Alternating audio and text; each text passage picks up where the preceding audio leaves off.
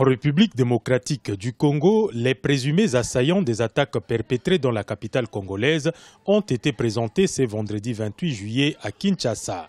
15 hommes, dont une femme, présentés par la police nationale congolaise comme milice Kamwina Nsapu, recrutés sur place à Kinshasa. Selon le porte-parole de la police nationale, les présumés assaillants sont des cerveaux moteurs des attaques qui ont endeuillé la ville, notamment la prison centrale de Kinshasa et celle du marché central le 14 juillet 2017. Ces crimes inhabituels dans la ville de Kinshasa, qui procèdent ni plus ni moins du terrorisme, ont été perpétrés par des criminels recrutés à Kinshasa dans un réseau du mouvement insurrectionnel des tristes mémoires ayant sévi dans le centre du pays sous le label Kamwina Nsapu et instrumentalisé par certains politiciens. Selon le porte-parole de la police nationale congolaise, certains des présumés assaillants sont des militants de l'Union pour la démocratie et le progrès social,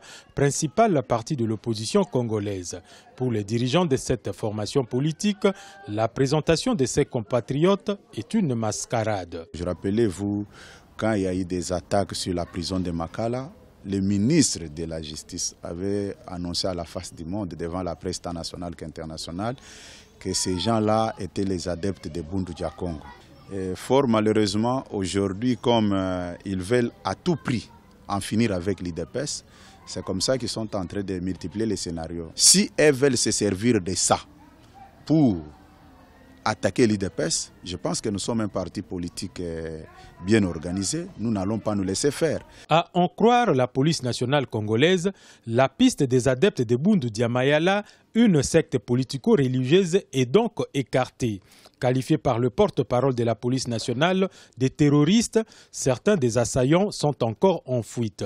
Un avis de recherche a été lancé avec récompense allant jusqu'à 10 000 $ pour celui qui facilitera leur arrestation.